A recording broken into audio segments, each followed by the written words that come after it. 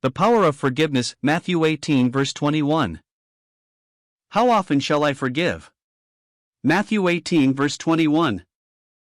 Forgiveness is a spiritual feat. Forgiveness is grace. Grace cannot be hoarded, stowed away, or homegrown. Grace has one fountain, and that fountain is somewhere in the heart of God.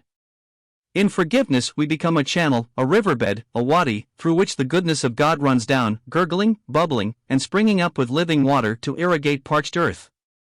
Without forgiveness life becomes an arid desert in which nothing good grows. Therefore, I must forgive. I must allow God's living water to pour down and pour in, covering the rocks and stones of 100 hurts, covering them as only grace can if there is any hope for the land to become green again. A wounded spirit is more likely, in flesh, to call down fire from the heavens, and that would only make things more barren. Luke 9 verse 55. A broken heart, of human nature, is more likely to curse than to bless. An angry soul is more likely to ask God to withhold the rain and pray that the enemy's crops would wither. Jesus said we must forgive. A good God allows his rain to fall on the just and the unjust. A soul that refuses to forgive is one that secretly prays for drought, and in so doing becomes dry and cracked itself. Joy wilts and the blooms turn brown and the harvest never comes. How much better to forgive? When we are hurt by wrong done to us, a gaping fissure opens up in the earth that divides the land and makes our life smaller. And with so many opportunities to be hurt here in this world, our life is in danger of breaking up like an ice pack in an Arctic spring.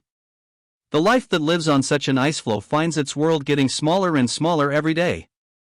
So it is with a man who will not forgive.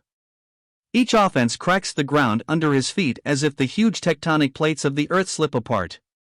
Deep ravines open up after such an earthquake, and neighbors are separated and neighborhoods divided.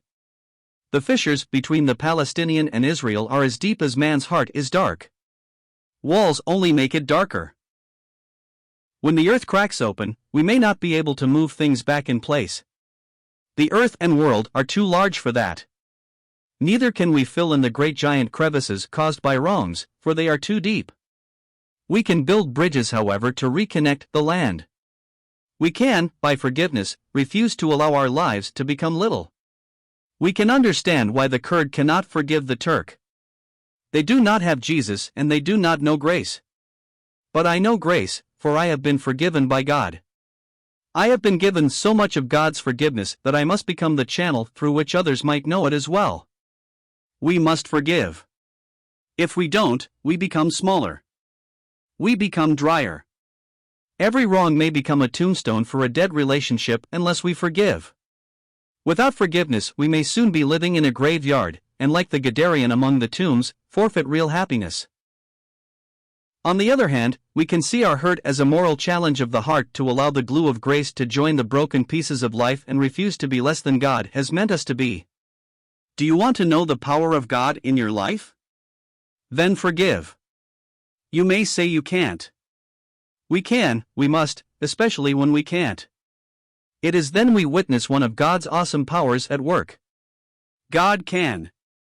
Forgiveness is the power of God. ID